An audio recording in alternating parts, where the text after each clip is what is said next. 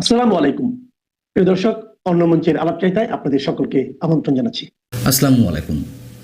প্রিয় দর্শক, এনসিপির মুখপাত্র এবং ডক্টর ইউনূস সরকারের অন্যতম প্রভাবশালী উপদেষ্টা আসিফ মাহমুদ সজীব ভূঁইয়া তিনি ভয়ঙ্কর চরম একটি সত্য উচ্চারণ করে ফেলেছেন। সেই সত্যটি তিনি মুখ ফসকে উচ্চারণ করেছেন নাকি বিশেষ কোনো নতুন খেলার অংশ হিসেবে উচ্চারণ করেছেন আমরা তা জানি না।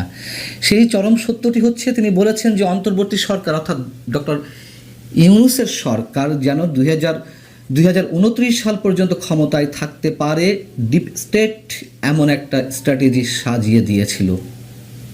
বুঝতে পারছেন তো, আমরা যেই ডিপ স্টেটের কথা গত 1.5 থেকে 2 বছর ধরে বলে আসছি এবং ডিপ স্টেটের খেলার অংশই ছিল এই যে তথাকথিত একটি বিপ্লব বা ছাত্র জনতার আন্দোলন 2024-এর 5 আগস্ট। সেটির পিছনে কারা কাজ করছিল, কারা খেলছিল, কাদের খেলার অংশ হিসেবে সে সফল হয়েছে, আমরা সেই সব কথা তো এতদিন ধরে বলে এসেছি। এখন সেই কথা খোদ সেই আন্দোলনের সামনের সারির একজন ছাত্র সমন্বয়কের মুখ থেকে বের হলো। কেন বের হলো, কেন তিনি এই মুহূর্তে এই কথাটি বললেন, সেটিও নিশ্চয়ই আলোচনার দাবি রাখে। আমি সে বিষয়ে আসছি, তার আগে আরেকটু বলে নেই যে তিনি কি বলেছেন। তিনি বলছেন, আমরা যখন সরকারের দায়িত্বে ছিলাম শুরুর দিকে আমাদেরকে বিভিন্ন শক্তিশালী ইনস্টিটিউশন, যাদেরকে আসলে ডিপ স্টেট বলা হয়, তাদের কাছ থেকে আমাদের অফার করা হয়েছিল। বলা হয়েছিল শেখ হাসিনার যে মেয়াদ আছে 2029 সাল পর্যন্ত, সেটি আপনারা শেষ করুন, আমরা আপনাদের সহযোগিতা করব। একটু আগে বলছিলাম যে এই আন্দোলন ছিল, শেখ হাসিনা সরকারের পরিবর্তন অবশ্যই দরকার ছিল, কিন্তু যেই প্রক্রিয়ায় পতনটি ঘটানো হয়েছে সেই প্রক্রিয়ার পেছনে কাদের খেলা ছিল।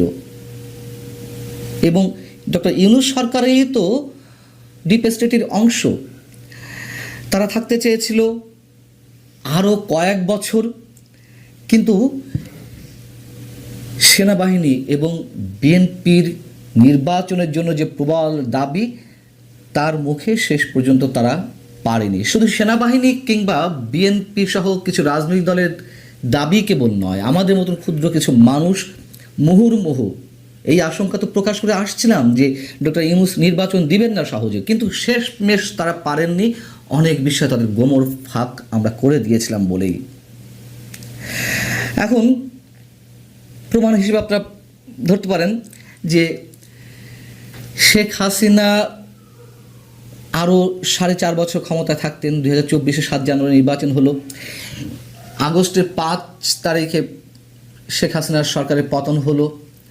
বাকি সময়টা যে ডক্টর ইউনূস সরকার থাকতে চাই, সেটিও মুখ ফসকে বলে ফেলেছিলেন। আপনাদের নিশ্চয় মনে আছে, সাবেক ধর্ম উপদেষ্টা মোহাম্মদ খালিদ হোসেন তিনি বলেছিলেন যে আওয়ামী লীগ সরকারের অবশিষ্ট সময় আমরা ক্ষমতায় থাকতে চাই। কেন এই কথা বলেছিলেন? নিশ্চয়ই তার যুক্তিসঙ্গত, নিশ্চয় তার পেছনে কারণ ছিল। ঈদের জামাত সহ বিভিন্নভাবে মানুষের একটা অংশের মুখ থেকে একটা রব তোলা হয়েছিল যে আমরা ডক্টর ইউনূসকে আরও 5 বছর ক্ষমতায় থাকতে চাই। তখনই আমরা আশঙ্কা প্রকাশ করেছিলাম যে কি হতে যাচ্ছে, কি করতে চান ডক্টর ইউনূস বা তার উপদেষ্টা পরিষদ।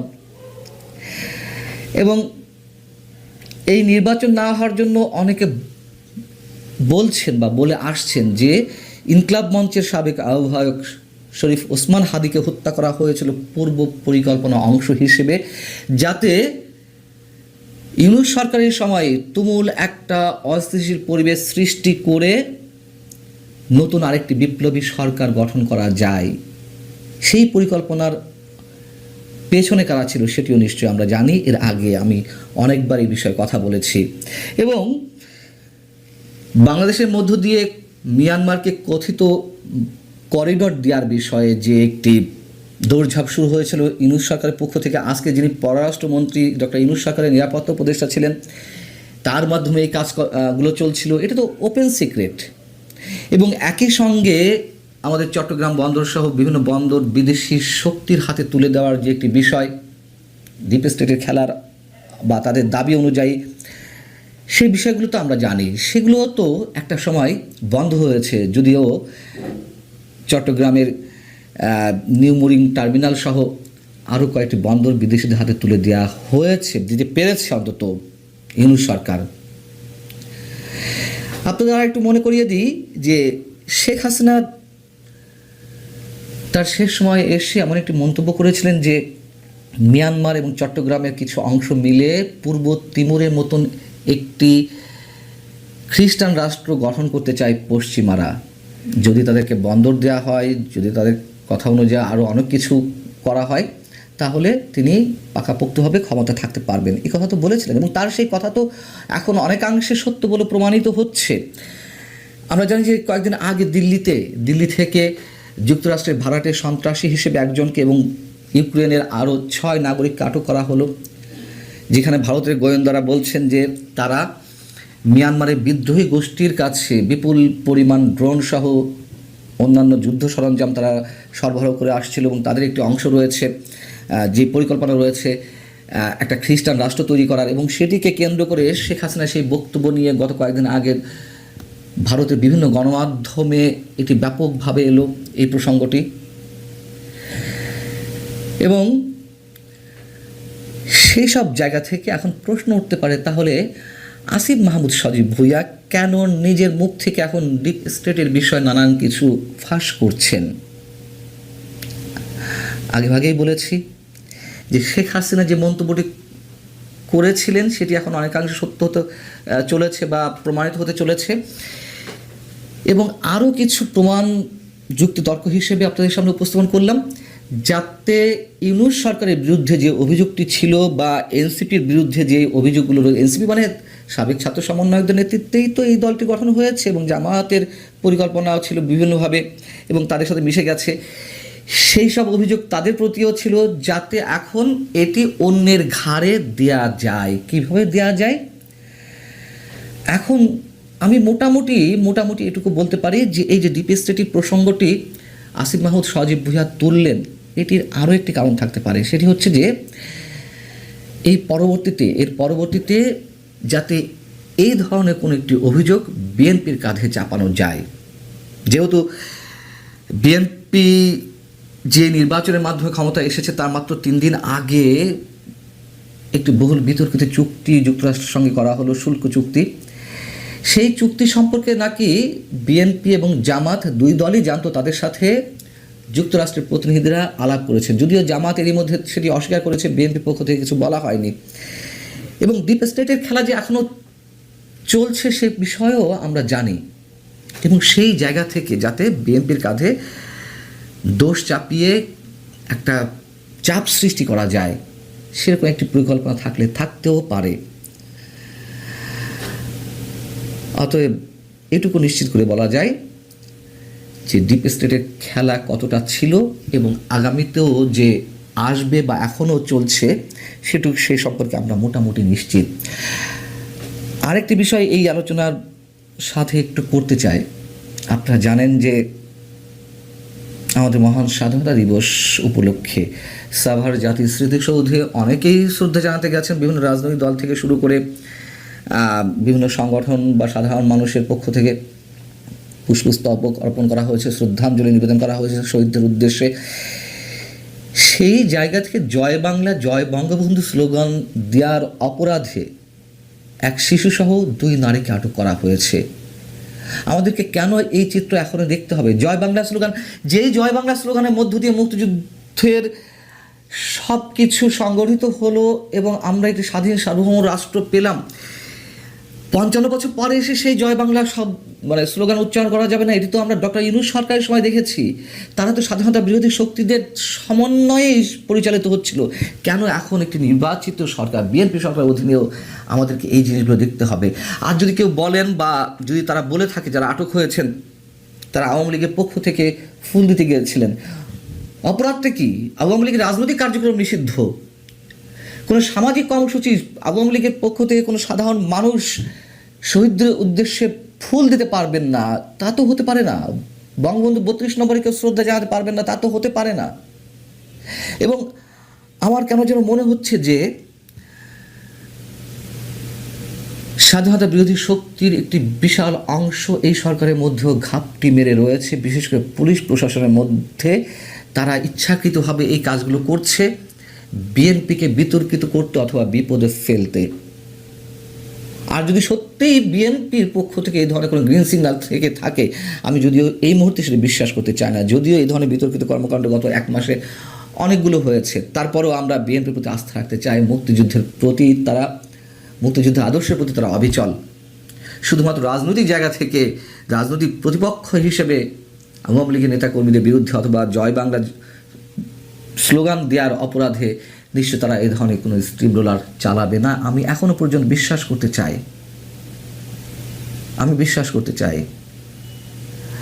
আর যদি আমাদের বিশ্বাসের বিপরীতে অন্য কিছু ঘটে থাকে, সেটি প্রকৃতি এবং সময় বিচার করবে। ভালো থাকুন সবাই। সেনা হেফাজতে রেখে যেই সেনা কর্মকর্তারা অমানসিক নির্যাতন চালিয়েছিলেন, তার মেরুদণ্ডের হাড় ভেঙে দিয়েছিলেন, তারা কারা?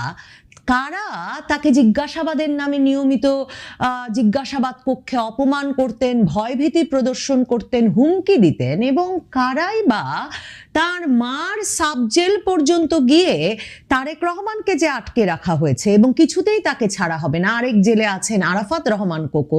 এই দুই পুত্রের কারাবাসের বিষয়টা নিয়ে একরকমের ব্ল্যাকমেইলের পরিস্থিতি সৃষ্টি করেছিলেন, এবং কিছুতেই কারা খালেদা জিয়ার বারবার এক রকমের নির্বাচনে যোগ না দেওয়ার জেদ, দর কষাকষি, নানা রকম আলাপ আলোচনা, অনুরোধ সত্ত্বেও তারেক রহমানকে কিছুতেই বিদেশ যেতে দিতে রাজি হচ্ছিলেন না।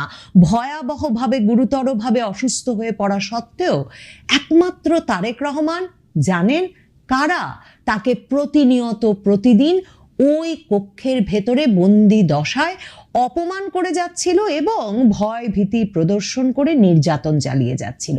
কাজেই তারেক রহমানের কাছে একটা তালিকা থাকবে, সেটা খুব স্বাভাবিক। মাসুদ উদ্দিন চৌধুরীকে দিয়ে যে গ্রেফতারটা হয়েছে 5 দিন আগে, তাতেই স্পষ্ট হয়েছে তারেক রহমান একে গ্রেফতার করেছেন 1/11 বিষয়টির এক রকমের প্রতিশোধ নিতে, প্রতিকার করতে, সুস্পষ্ট বার্তা দিতে, যে শীর্ষ রাজনৈতিক নেতৃবৃন্দকে এভাবে সেনা হেফাজতে নিয়ে নির্যাতন করে রাজনৈতিক সংস্কারের যে প্রক্রিয়া 1/11 সেনা সমর্থিত তত্ত্বাবধায়ক সরকার শুরু করেছিল, সেটা একটা অনৈতিক পদ্ধতি ছিল এবং এর বিচার হওয়া দরকার। আবারও গতকাল গভীর রাতে আরেক সাবেক 3 তারকা জেনারেলের বাড়িতে পুলিশ অভিযান চালিয়েছে এবং ডিজিএফআই এর সাবেক মহাপরিচালক শেখ মামুন খালেদকে গ্রেফতার করেছে গোয়েন্দা পুলিশ, ডিবি গোয়েন্দা পুলিশ। সেখানেও যখন মিরপুর থেকে তাকে গ্রেফতার করা হয়েছে, এবং খুব সিগনিফিকেন্ট তাৎপর্যপূর্ণ বিষয় হচ্ছে মাসুদ উদ্দিন চৌধুরীকে কিন্তু বারিধারা ডিওএইচএস এর সেনা কর্মকর্তাদের যে রেসিডেন্সিয়াল এরিয়া, সেখানে বহাল তবিয়তে তার বাড়িতেই পাওয়া গিয়েছিল। কিন্তু এই মামুন খালেদকে গ্রেফতার করতে যখন ডিবি পুলিশ অভিযান চালালো, তখন তাকে মিরপুর এলাকা থেকে গ্রেফতার করা হয়েছে। তার মানে কি এই যে 1/11 সঙ্গে জড়িত সাবেক সেনা কর্মকর্তারা এরই মধ্যে, কারণ তারা তো জানেন কে কে জড়িত ছিলেন তারেক রহমানকে নির্যাতনে, কে কে কি কি কাজে জড়িত ছিলেন, তারা এরই মধ্যে গা ঢাকা দিতে শুরু করেছেন, যে কারণে এই সাবেক ডিজিএফআই মহাপরিচালককে, অবসরপ্রাপ্ত লেফটেন্যান্ট জেনারেলকে তার বাড়িতে বুধবার গভীর রাতে গিয়ে খুঁজে পাওয়া যায় না, তাকে গ্রেফতার করতে হয় পুলিশের মিরপুর এলাকা থেকে। সম্ভবত তালিকা আছে প্রধানমন্ত্রী তারেক রহমানের কাছে, সেটা বুঝে এরই মধ্যে 1/11 সঙ্গে সংশ্লিষ্ট সাবেক সেনা কর্মকর্তারা গা ঢাকা দেওয়া শুরু করেছেন। এই শেখ মামুন খালেদ, তিনি সে সময় ডিজিএফআই এর পরিচালক হিসেবে কাজ করছিলেন। পরে শেখ হাসিনার আমলে এসে বছর দেড়েকের মতো তিনি 2011 থেকে 13 পর্যন্ত ডিজিএফআই এর মহাপরিচালক হিসেবে কাজ করেন বটে, কিন্তু এই 2007-এর 1/11 সরকারের সময় তিনি ছিলেন মাসুদ উদ্দিনের অত্যন্ত ঘনিষ্ঠ ব্যক্তি। তাহলে রিমান্ডে কি মুখ খুলতে শুরু করেছেন, নাকি তারেক রহমানের তালিকা অনুযায়ী গ্রেফতার হচ্ছে? এই দুটো বিষয়েই সন্দেহ করা যায়। মানে মাসুদ উদ্দিন চৌধুরী কি এর নাম বলেছেন, নাকি তারেক রহমানের তালিকাতে বরাবরই এই মামুন খালেদ ছিলেন?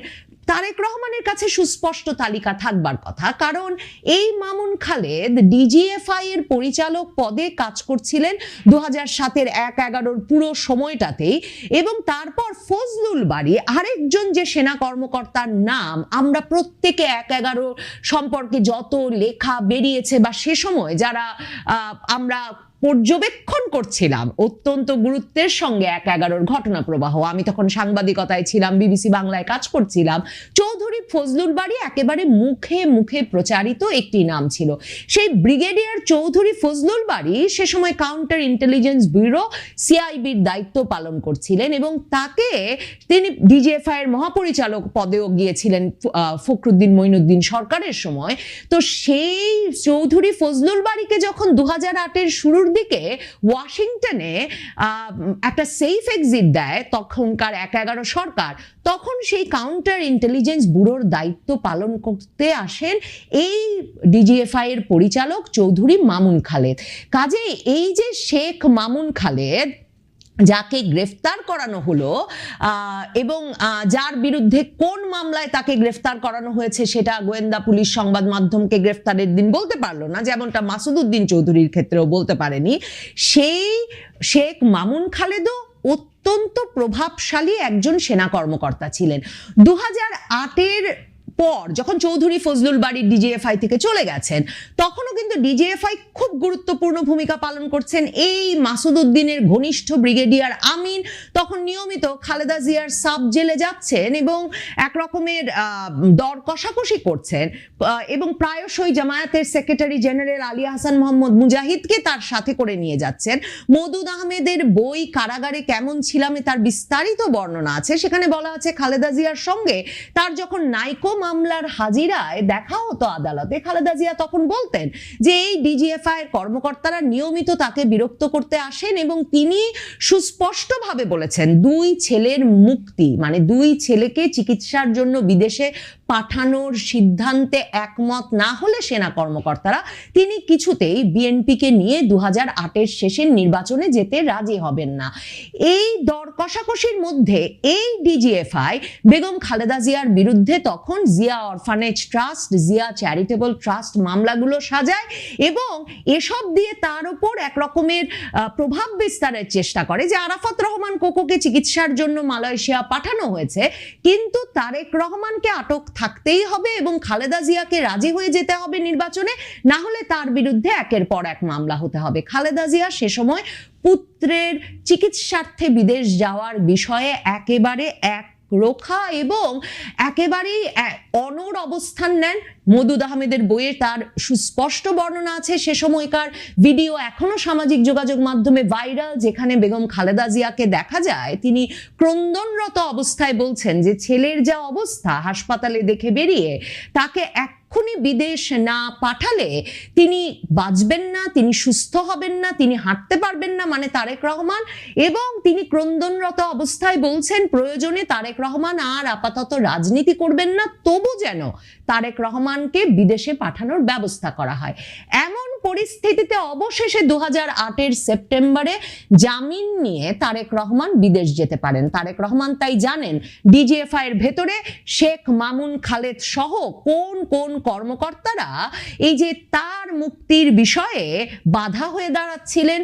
তার মায়ের বিরুদ্ধে একের পর এক মামলা সাজানোর কাজটা করেছেন তখন 2008 সাল জুড়ে, এবং যেই মামলার প্রেক্ষিতে, যেই মামলার ধারাবাহিকতায় পুরো শেখ হাসিনা সরকারের আমলে খালেদা জিয়াকে আদালতে হাজিরা দিতে হয়েছে, কারাবরণ করতে হয়েছে এই Zia orphanage trust, Zia charitable ট্রাস্টের মামলায়।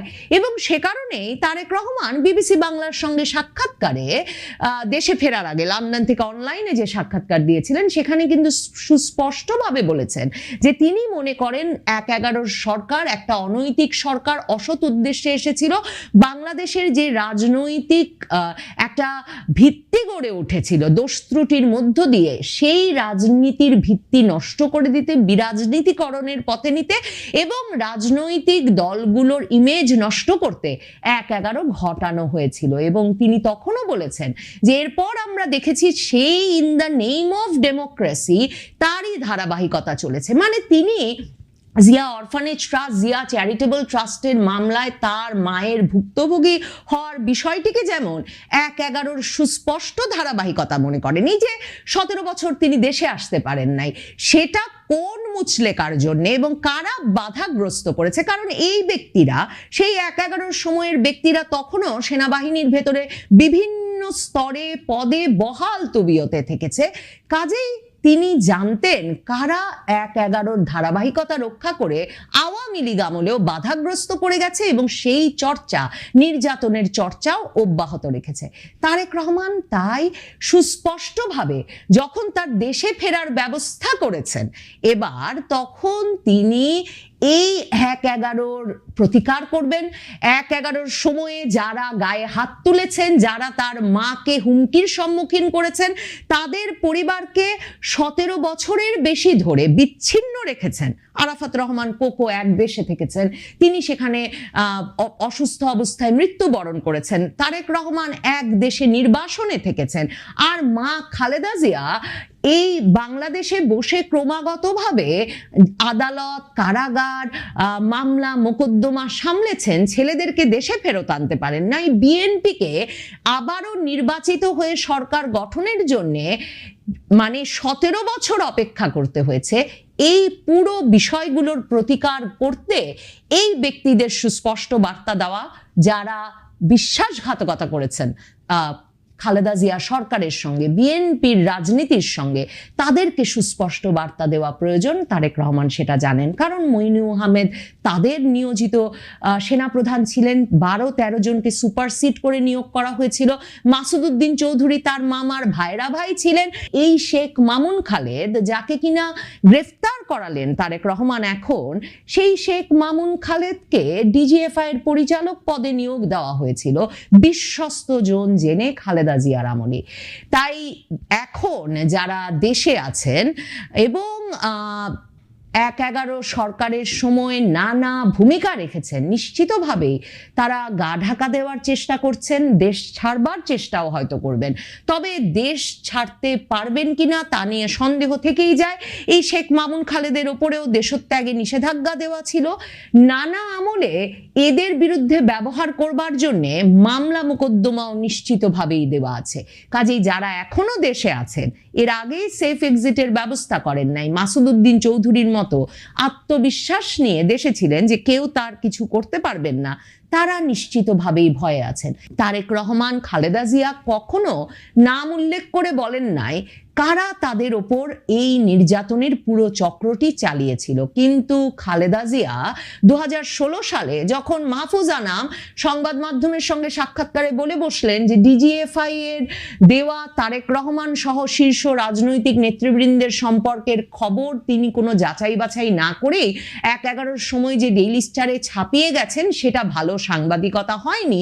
এবং তারপর যখন শেখ হাসিনা, তখনকার প্রধানমন্ত্রী, ২০১৬ সালে পার্লামেন্টে দাঁড়িয়ে বললেন এই মাহফুজ আনামরা ডিজিএফআই কে সহায়তা করবার মাধ্যমে এবং ওসব খবর ছাপিয়ে তার এবং বেগম খালেদা জিয়ার গ্রেফতারের পথ তৈরি করেছিলেন এবং এর মাধ্যমে -2 বাস্তবায়ন করতে চেয়েছিলেন, তখন খালেদা জিয়া এক অনুষ্ঠানে প্রকাশ্যেই সংবাদ মাধ্যমের সামনে তখনকার প্রধানমন্ত্রী শেখ হাসিনাকে চ্যালেঞ্জ জানিয়ে বলেছিলেন যে উনি যদি সত্যি সেটা মনে করেন, তাহলে কেন এখনো জেনারেল মাসুদ, তখনকার একেবারে শুরুর দিককার ২০০৭-এর ১/১১ সরকারের শুরুর দিককার ডিজিএফআই প্রধান রুমি এবং দুদকের প্রধান হাসান মাসুদ চৌধুরীকে গ্রেফতার করে দেখাচ্ছেন না।